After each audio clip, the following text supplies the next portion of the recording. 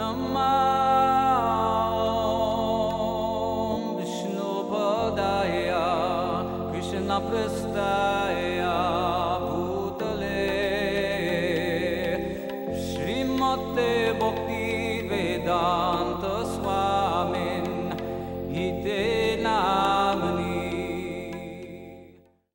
my large class of small devotees, who, by the way, brought me up in Krishna consciousness, I'd only been in the movement like 8 months or 9 months when I was told to go to Dallas, and all of them were born in the movement. They'd been there 5 years. They're the ones that cultivated me, practically speaking. And all the children were taught to chant Bhagavad Gita slokas.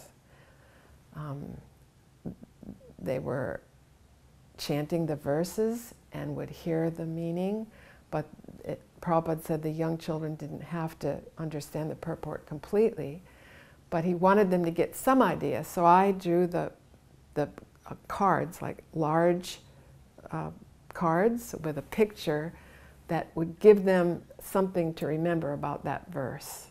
And that's how we would do it. I'd hold the card and they'd chant the verse, and the next one, then the next verse, and then like this by picture. And then Prabhupada wanted us to bring the children into the temple room on Sunday and have them all together chant all the Bhagavad Gita, the whole 18 verses, all. And I was thinking, whoa, you know, this is really going to be a lot for 3- and 4-year-old kids to do. And I was thinking, you know, like, do we have to?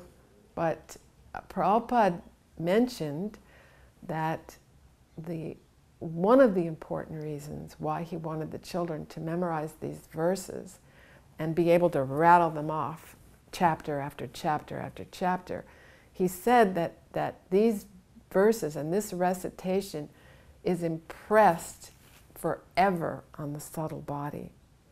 And if these children don't make it in this lifetime, it goes with them to their next birth. They will have the entire Bhagavad Gita already there with them. When I had arrived in Vrindavan in those days, early 70s, Prabhupada was very accessible. Brahmananda would be at the front desk writing, and you'd walk in, he'd say, okay, Shrav, just go. You know, and I'd walk in and Prabhupada was walking around. I had a newspaper where Tirtha Maharaj, Prabhupada's godbrother that he had mentioned numerous times, had passed away, had left.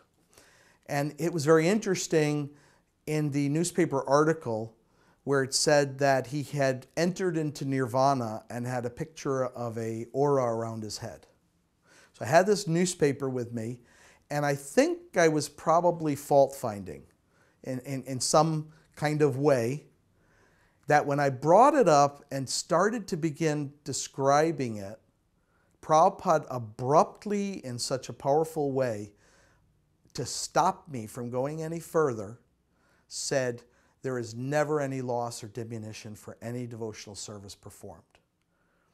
And that always stuck with me, of trying to avoid too much fault-finding. And I use the word too much because it's such a tendency and nature of the mind. So it was such an instructional moment.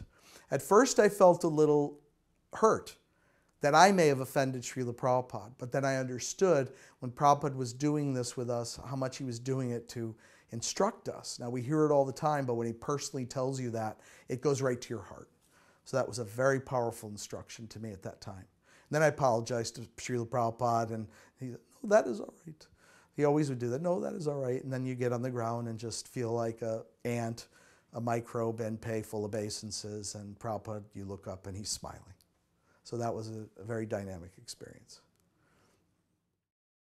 When Prabhupada came, there was, they called a press conference. As we know, when Prabhupada would come to places, they would try to get the media to come and things. So the press was there, and he invited all the devotees. There wasn't that many of us, so it was really intimate. So Prabhupada had just flown in from somewhere, I'm not sure where, and he was telling me that, or telling us that the pilot came on the plane, and he actually sat next to Prabhupada and said, Your Grace, do you mind if I ask you some questions? And so Prabhupada, always the gracious host and always anxious to share Krishna consciousness. And the man was very thoughtful because he had a great question. And Prabhupada was relating this to us and also in the press conference. The man said, if God is good and all loving and great, Prabhupada is, agreeing, he said, then why did God create evil? And Prabhupada was telling us, so I told them that the sun is shining, very bright, it's beautiful, but if you turn your back on the sun, you create a shadow. It's not God, it's not the sun's fault. You created the shadow by turning your back. So similarly, when people turn their back on God, then evil is there. And then Prabhupada looked very innocently at us and he said, was that all right? Did I give a good answer? And the devotees were just like clapping and they said, oh, that was great, Prabhupada. And you could just see the very innocent, boy-like enthusiasm and really deep humility that he was really saying, was that all right? Did I give a good answer? And it was so cute and so endearing to me that he would really bring us in and share that with us. So that was really special. Je anilo